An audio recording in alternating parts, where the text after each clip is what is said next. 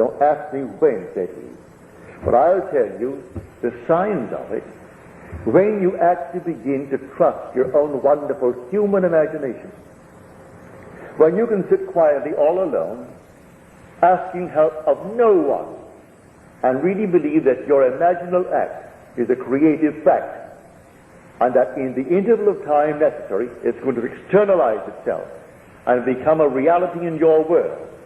You're on the verge of rebirth. As you're told, unless you are born again, you cannot enter the kingdom of heaven, even though the kingdom of heaven is within you. The kingdom of God is within you, and God is in his kingdom.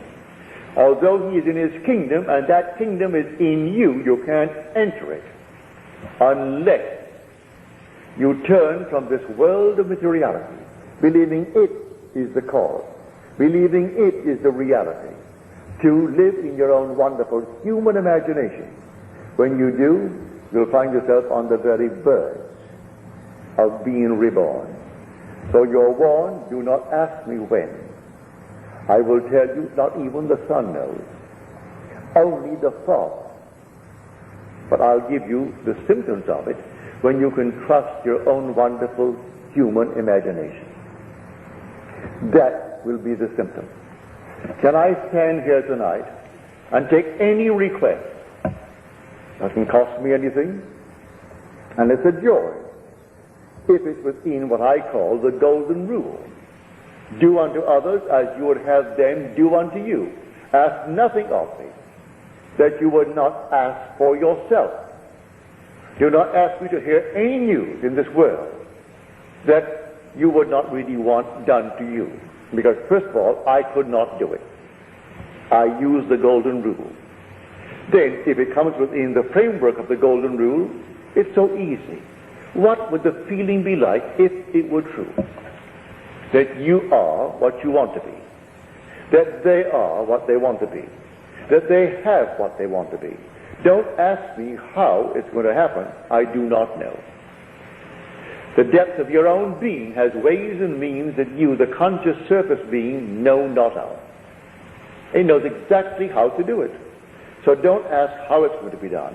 So when doubt sets in, as he said in his letter to me, when the doubt set in, that doubt materialized in the form of a person who also wanted that home and had more money and bought it and left me out in the cold.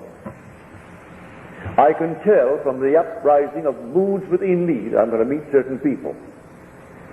And I do. The mood, you can suppress the mood. As Churchill says, the moods determine the fortunes of people, rather than the fortunes determine the mood. Don't ignore that great man.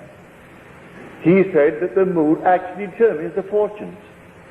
So I would catch a mood, but then catch the mood of your wish fulfilled.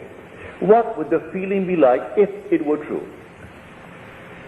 Imagine the wish fulfilled. What would it be like? How would I feel if it were true?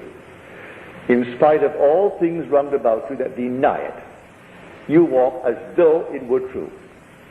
And in a way that you do not know, you need not know, it will externalize itself within your will, and you will actually receive it. Listen to these words. With God, all things are possible. That you will read in the 19th chapter of the book of Matthew. Now we'll go to the 9th chapter of the book of Mark.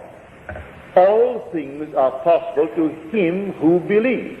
He equates God with the believer in man. All things are possible to him who believes. That's Mark. Matthew, with God all things are possible. So he equates the believer in man with God. Well, the believer in me is my own wonderful human imagination. What other thing in man but is reality, which is imagination that believes? It's the dreamer in man. I go to bed at night and I dream. The dreamer and the waking I are one of the same being.